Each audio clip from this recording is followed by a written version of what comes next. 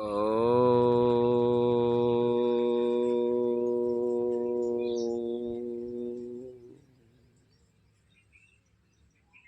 ओ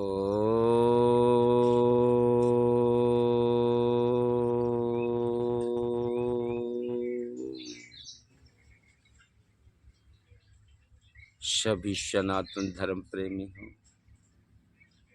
सभी मेरे ईश्वर भक्तों, हम आपके हृदय में बैठे हुए उस परम पिता परमात्मा को नमन करते हैं। आजकल का समय प्रिय बंधु इस प्रकार का है कि कोई भी बच्चा अपने से बड़ों का सम्मान नहीं कर रहा। माता पिता के सामने अपनी तानाशाही पेश कर रहे। माता पिता के सामने भी बड़ी मजबूरी कि आजकल का दौर इतना बिगड़ चुका है कि कोई भी माता पिता अपने बच्चे को सही मार्ग पर लाने के लिए अगर उन्हें सही सलाह देता है, किसी गलत कृत्य से रोकता है, उसमें बाधक बनता है, तो आजकल बच्चे मरने की, आत्महत्या की बहुत जल्दी धमकी दे डालते। वह सोचते हैं कि यह हमारा अहित कर रहे।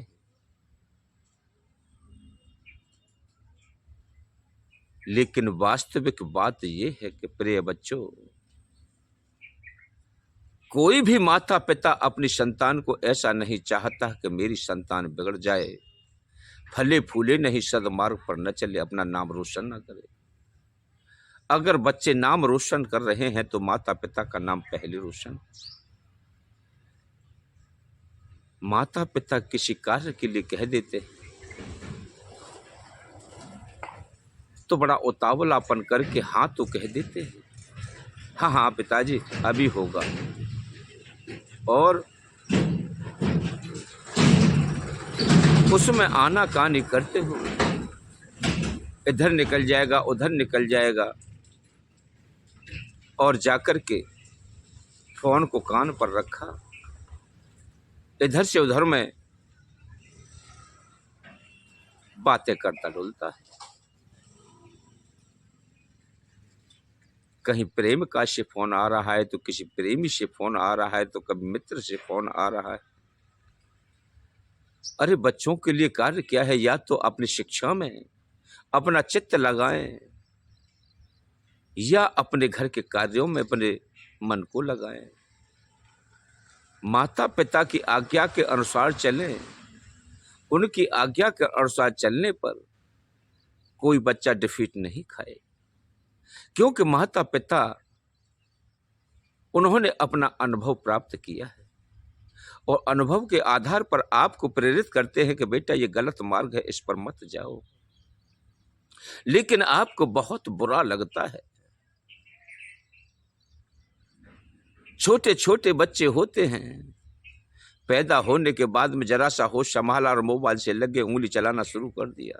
उसकी लाइट मोबाइल की तरंगें जो होती हैं उसके नेत्रों को ज्योति से हीन कर देती हैं, आंखों से अंधा कर देती है। इसलिए छोटे छोटे बच्चों को इस मोबाइल से दूर रखना चाहिए, उसके भविष्य की तरफ सोचना चाहिए। इसका भविष्य खराब हो रहा है। वो जरा सा रोया और मोबाइल देख करके मैया चुप कर देती है, ले बेटा मोबाइल देख ले। प्रिय बंधुओं, आप हमारे वीडियोज को पूरा देखें। इसका सार तत्व तभी समझ में आएगा जब आप पूरा वीडियो देखेंगे। एक बार माता जानकी जनकपुर में अपने पिताजी जनक राज के यहां पर बाल्यावस्था में माता का पूजन करने के लिए, अपने बगीचे में भ्रमण करने के लिए अपनी सखियों के साथ चली गई। उस उपवन में बहुत बहुत सुंदर प्रकार के फूल खिले हुए, भंवरे गुंजार कर रहे हैं। तितलियां फूलों पर बैठ करके उनका मधुरस पान कर रही, मधुर सुगंध बह रही, बड़ी शीतल हवाएं चल रही। उसी वन में प्रिय बंधुओं, एक तोता तोती डाल पर बैठे थे और वह आपस में बातें कर रहे थे। जनकपुरी में सुंदर उपवन, जहां पक्षी करें बिहार, और बैठ डाल पर तोता तोती, और कर रहे भारी प्यार करें आपस में बातें, कट रही चैन से रातें, करें आपस में बातें, कट रही चैन से रातें। प्रिय बंधुओं, बड़े शकुन के साथ में वह तोता तोती उपवन में अपना समय व्यतीत कर रहे हैं।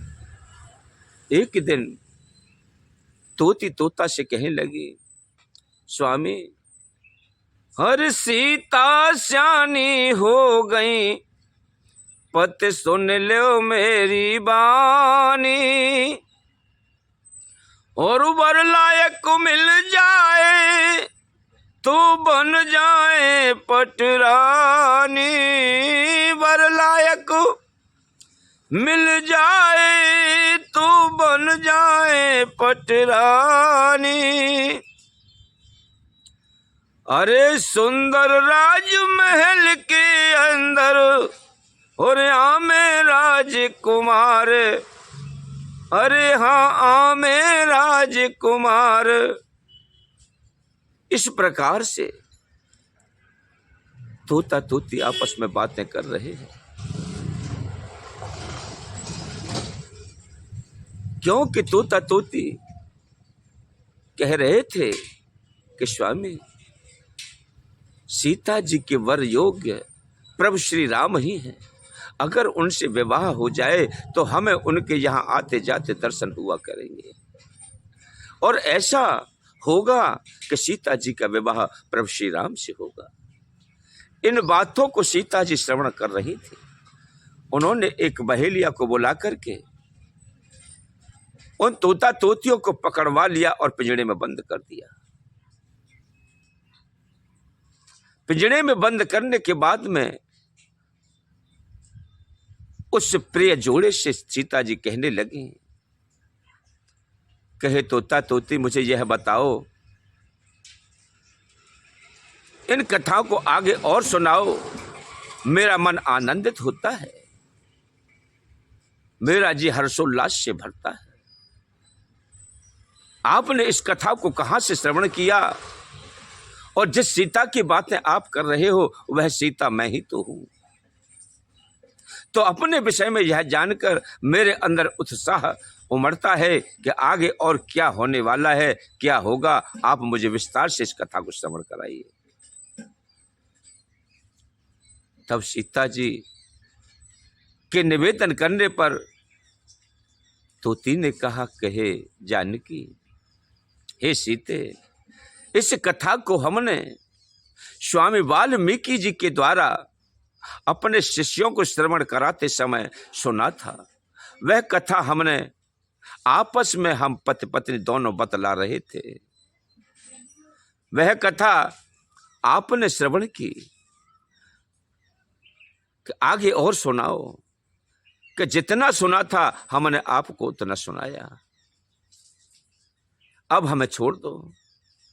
उन्होंने कहा, जब तक मुझे पति राम नहीं मिल जाएंगे तब तक मैं आपको इस पिंजड़े से मुक्त नहीं कर सकती।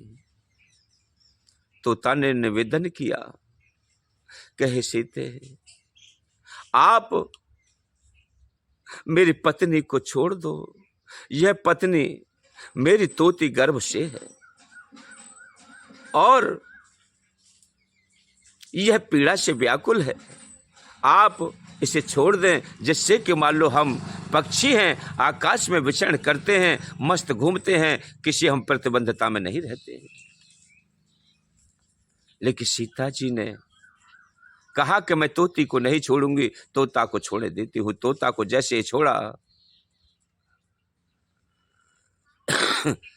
तो तोती ने श्राप दे दिया कि तुझने सीता मेरे से मेरे पति को अलग कर दिया है और तुम जो है जिस प्रकार से मुझे विचलित कर रही हो, मैं तुम्हें श्राप देती हूं कि पति विरह में आज मैं तरस रही हूं। आप भी गर्भ धारण करके पति का विरह सहन करोगी, आप भी पति से वंचित रहोगी।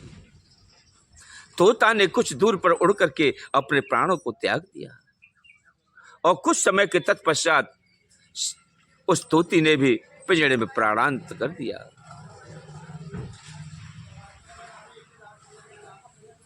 तो प्रिय बंधुओं, इस श्राप के कारण सीता जी को जो श्राप लगा, इस श्राप से सीता जी को भगवान राम ने वनवास दिया और वह वनवास में जाते समय वह श्राप पीछा कर रहा है। बोलिए सियावर रामचंद्र की जय।